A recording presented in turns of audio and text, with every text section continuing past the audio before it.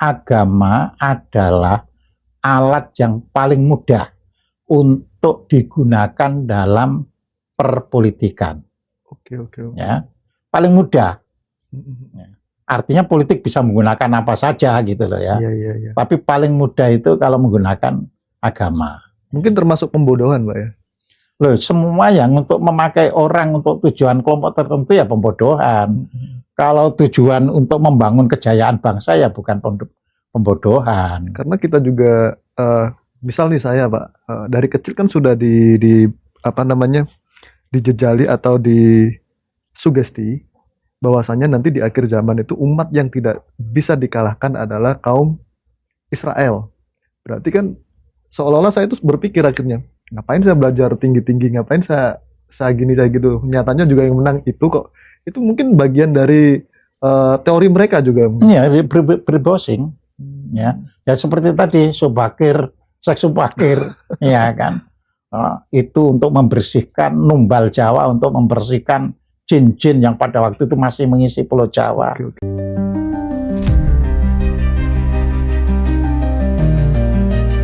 Enlightenment seorang Nabi Muhammad ini kaitannya ternyata sama kemanusiaan gitu. Nah, perjalanan cerita itu sampai di dunia dewasanya itu udah masuk pelajaran filsafat, Indra. Spektrum ateis itu beda, dari mulai ateis yang paling santai sampai ateis yang paling radikal juga Iya, ada.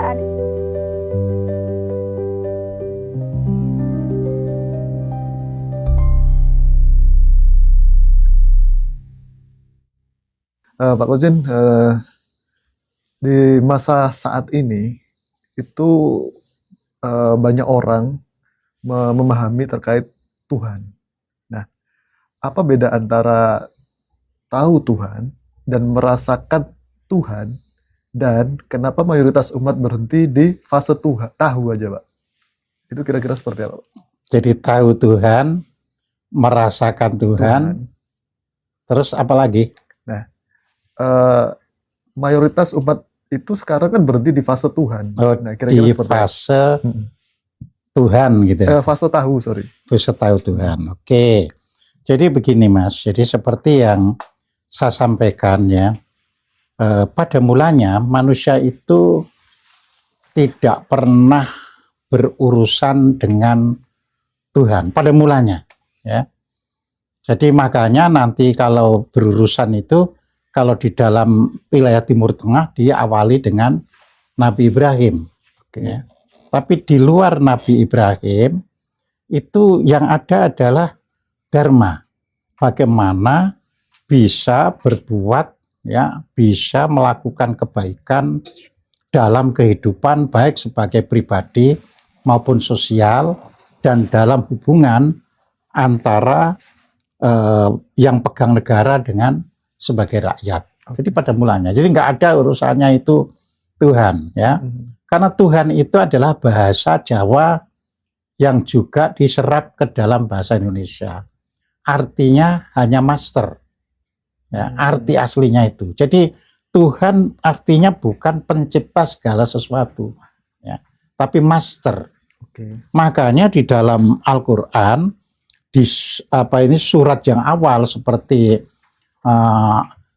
Qul a'udzu birabbinas, ya, kan di situ Rob. Qul a'udzu birabbinas, ya. Jadi katakan aku berlindung kepada Robnya manusia, ya, Robnya manusia, ya.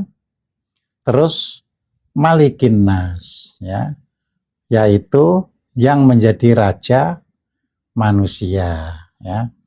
Ilahin Nas, yang menjadi tujuan manusia. Nah, nanti yang menjadi tujuan inilah yang di dalam bahasa Inggris disebut God, ya.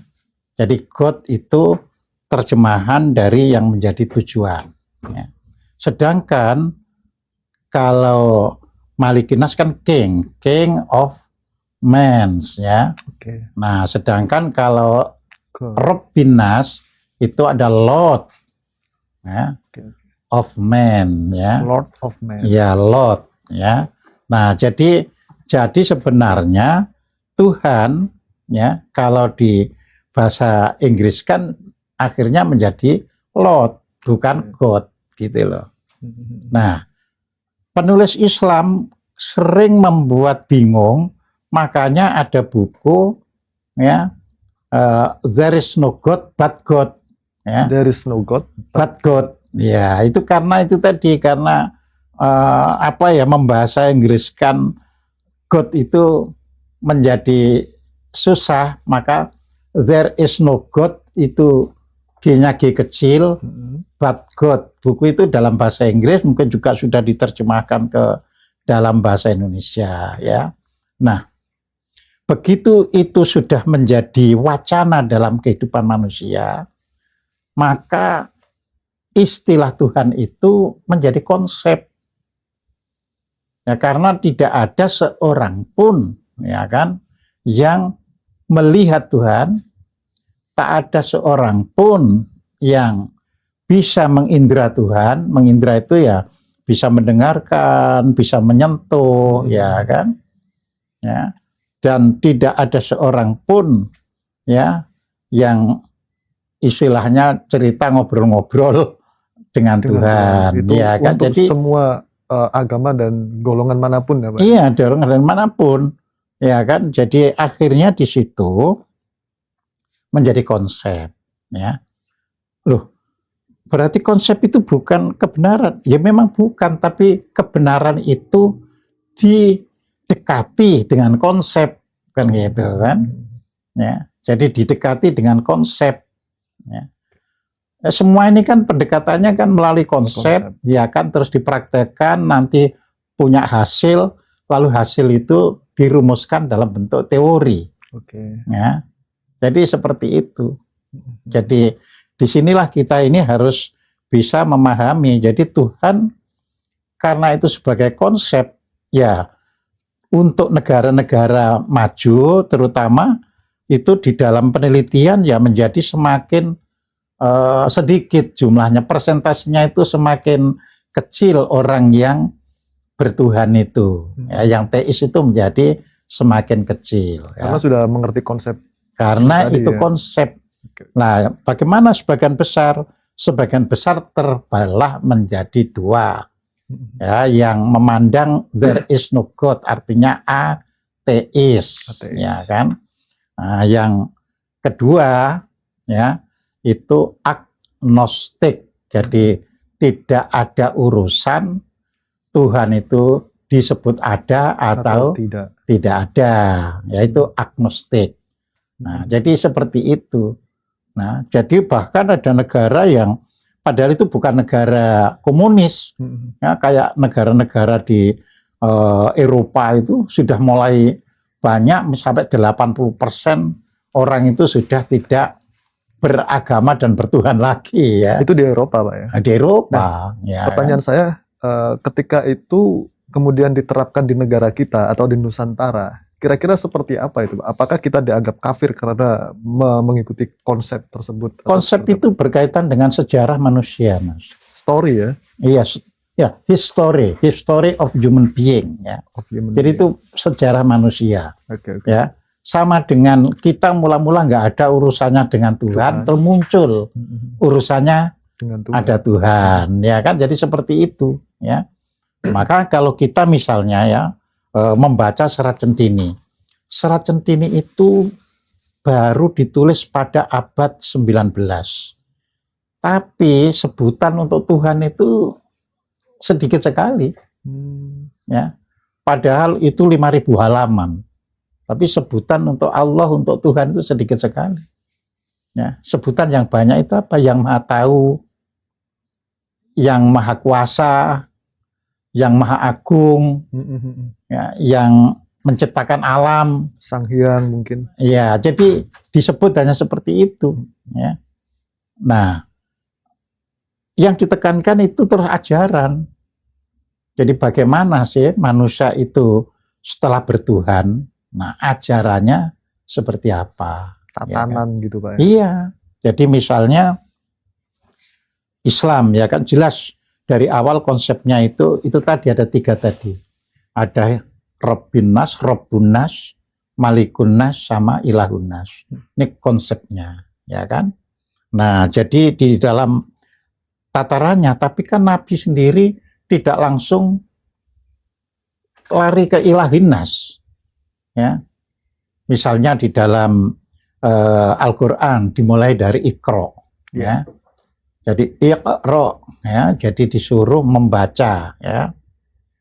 Jadi apa yang dibaca, ya. Jadi di situ dengan nama Tuhanmu, ya, yang menciptakan, ya. Menciptakan apa? Menciptakan yang disebut sebagai alaq, ya, alaqoh, ya. Jadi itu artinya benih embrio manusia, ya. Jadi seperti itu. Nah, itu artinya apa? Yang dibaca itu dirimu dulu, bacaan. Kan gitu kan? Ya. Jadi manusia itu untuk tahu semuanya suruh baca dirinya. Oke. Ya. Jadi khalaqal insana min alaq. Jadi manusia ternyata yang harus itu, ya. Terus nanti pada surat berikutnya yaitu di situ dikatakan dalam surat Qalam, ya, wa innaka la'ala khuluqil azim. Engkau itu, ya, berada pada akhlak yang mulia, yang agung. Jadi budi pekerti, ya. Ini ajaran agama, jadi bukan Tuhannya dulu yang disebut. Berarti kita harus membaca diri kita sendiri, Pak. Membaca diri Tidak sendiri. hanya membaca teks atau Ya, terus setelah dibaca kan ada implementasinya kita, itu berupa perilaku. Oke. Makanya hadis Nabi mengatakan innama bu'istu liutammima makarimal akhlak, ya. Jadi saya ini, ya, dibangkitkan, ya, untuk mengutamakan akhlak yang mulia. Ya, jadi budi pekerti dulu. Ya. Nah, udah jalan nggak pernah ada urusan sholatnya kayak apa, munya kayak apa, nggak ada, ya. Sampai pindah ke Madinah, ya kan. Nah, meskipun sudah pindah ke Madinah, ya kan, tidak lantas kan terus apa itu mubah itu, tapi mulai diingatkan, ya kan, sebagai yang menjadi tujuan. Nah, al-ilahnya gitu loh, ya. Jadi al-ilah ini yang menjadi tujuan dalam kehidupan, ya.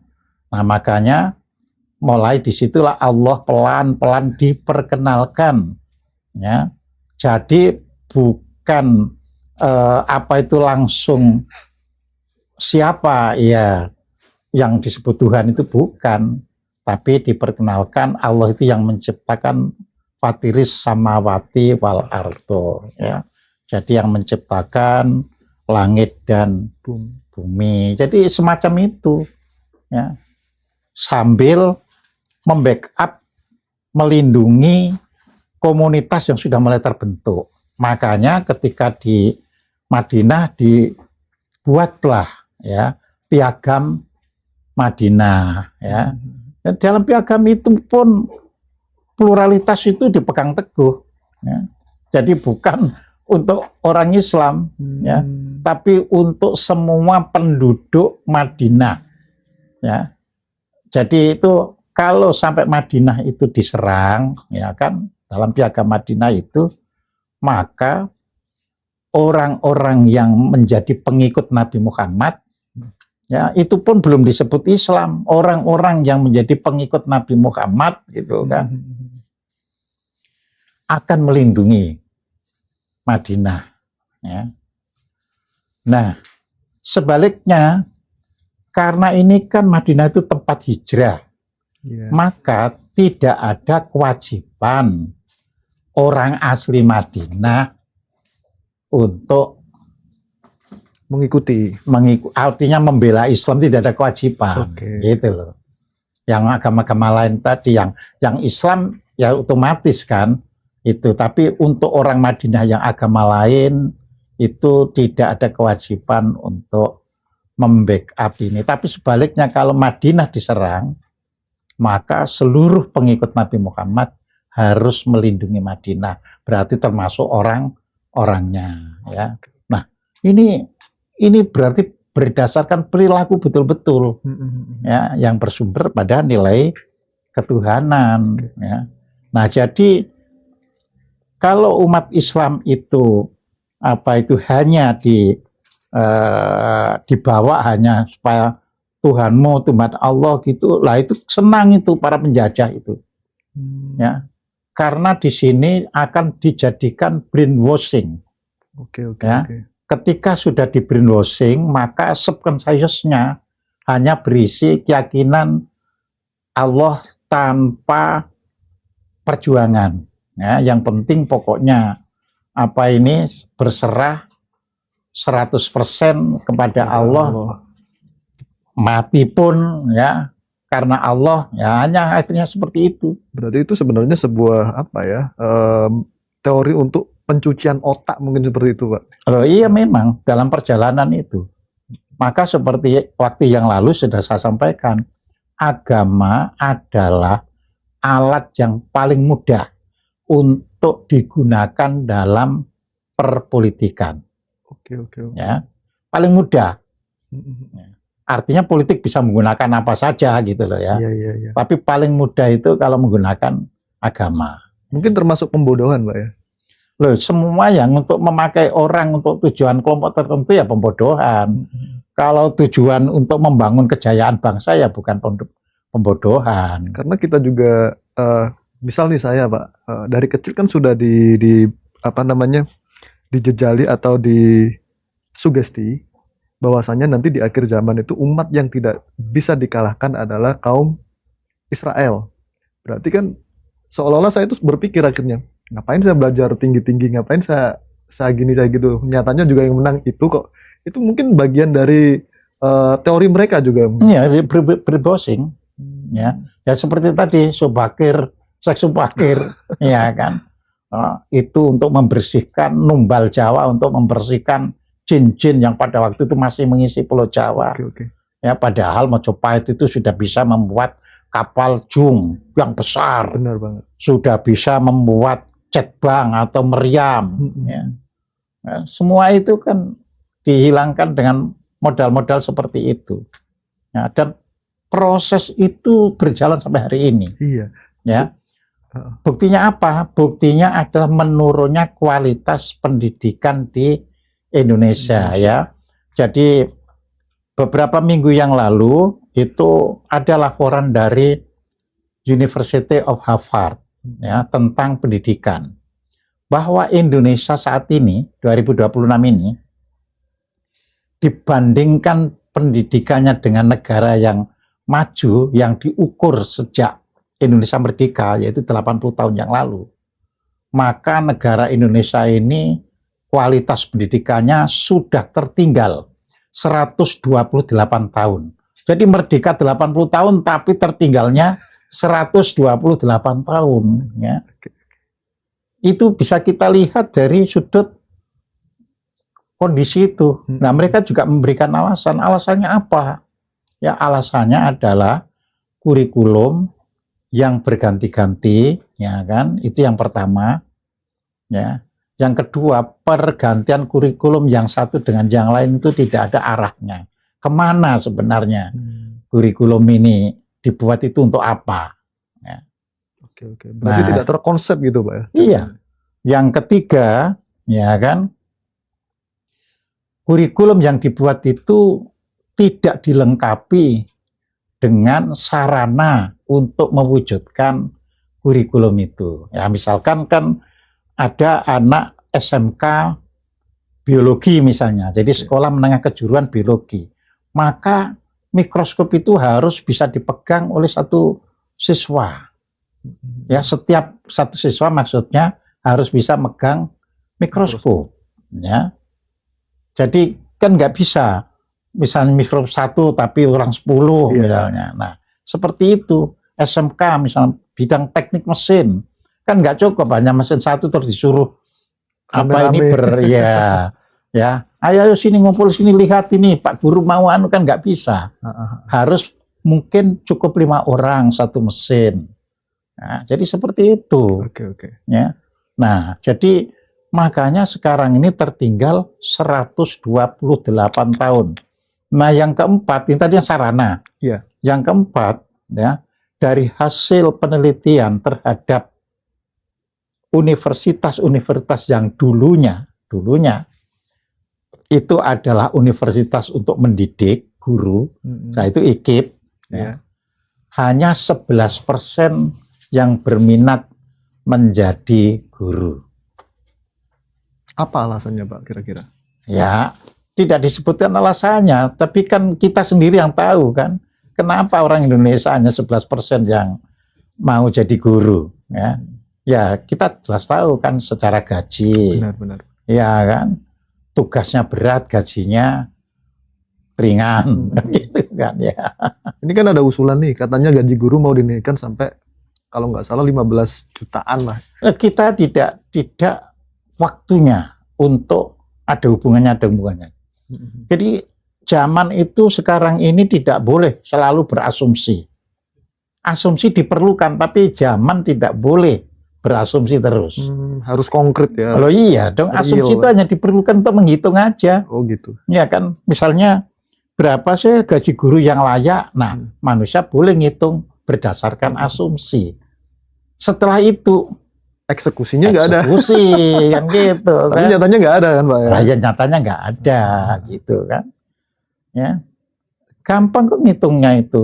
Ya, kebutuhan pokok setiap orang dulu dihitung. Ya, makanya misalnya satu orang tuh sebulan habis berapa. Ya, satu orang loh dulu loh ya, ngitungnya kan satu orang, bahwa nanti ada istri baru dihitung sebagai tambahannya, additionalnya. Iya. Tapi satu orang ini harus dihitung makan. Terus misalnya beli pakaian, misalnya per setengah tahun sekali, misalnya beli celana dan beli baju, sandalnya berapa kali. Kalau toh ngontrak kamar sebulan berapa, itu bisa dihitung semuanya. Ya, nah, transportnya kemana-mana berapa. Ketemu semuanya kan. Nah, setelah itu baru kan dinaikkan, orang kan harus punya simpanan. Ya. Misalnya 20% dari gaji itu harus bisa menjadi simpanan misalnya. Jadi di situ. Terus nanti kalau sudah waktunya beristri, maka berapa yang gaji yang layak buat seorang guru. Ya, jadi semua bisa dihitung. Nah, itu jadi asumsi itu hanya untuk mendahulukan saja.